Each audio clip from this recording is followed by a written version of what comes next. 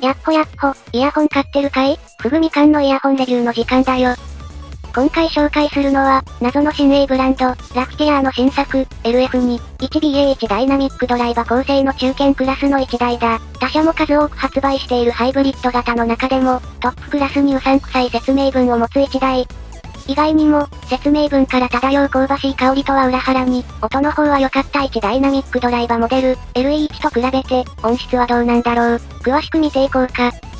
と、その前に、このブランド、意図的に片側のドライバーを逆曲線にしてるとか、イヤホンの位相チェックはぶっちゃけかなり体感で識別するのは難しい。僕はこれをリケーブルしてがっつり遊ぶイヤホンとして買ってなかったので気づかなかったや。なお、ぶっちゃけ片側逆走でも言われないと気づけないレベルだ。自ら無能を晒していく。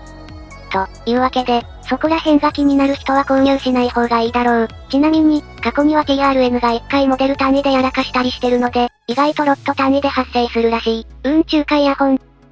で、この LF2 を見てみると、独自のケーブル、独自のハウジング、独自のドライバ自称の3拍子揃った独特なものに見えてくる。ハウジングは、内部に 3D プリンタ製の BA ブラケットが収まっている。なお、そこに収まっている BA は1個もない模様。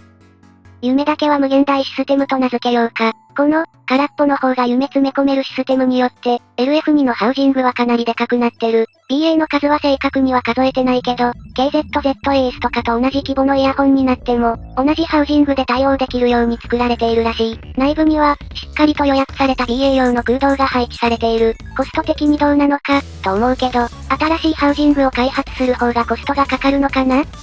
将来的にはラフィットから、片側2桁のハイブリッドとかが出てくるかもしれないな。そんなわけで、曲線が左右違うという、新たなうさんくさいポイントを手に入れたラフティアー。もうそういう面白さを求めて買ってるのでむしろプラスポイントだ。内部に採用されているドライバは、ベリリウムとダイヤモンドライクカーボンを複合したと、本人は自分に言い聞かせている 10mm ドライバー。背部の構造とかを見る限り、KZ、TRN、CCA、CVJ、CCZ でも見たことがある、と定番の汎用 10mm 20磁気ダイナミックドライバだ。音色の方はというと、結構面白い。個人的には今回買った3台の中で一番好きかも。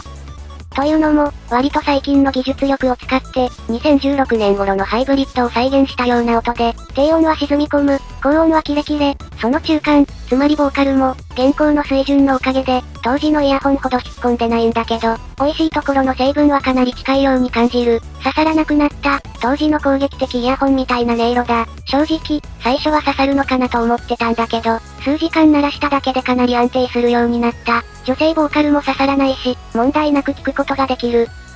独自の曲線とかいう新要素がさらに投入されたのは余計だったが、音色を分解してみよう。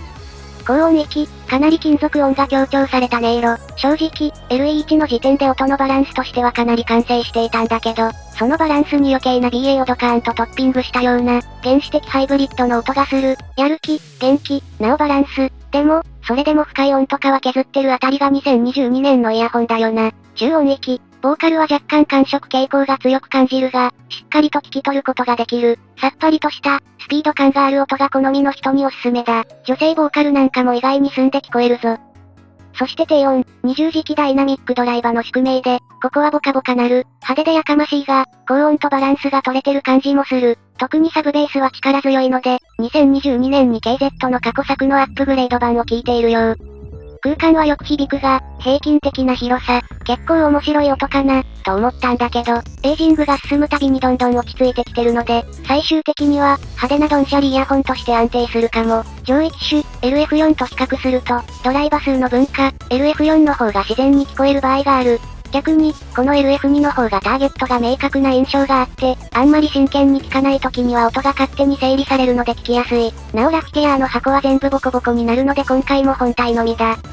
面白い音なので、ちょっと触傷気味なら触ってみる価値はある。うさんくささを洗い飛ばせる人におすすめだぞ。と、こんなところだな。この雑に BA 乗っけた感がたまらなかった。もっとちゃんと定評のあるもの買おうと思ってたのに、体がうさんくさい方に誘導されるんだよな。むしろあの解説文のせいで期待値が下がってるのもあるのかもしれない。そんな感じで今回はここまで。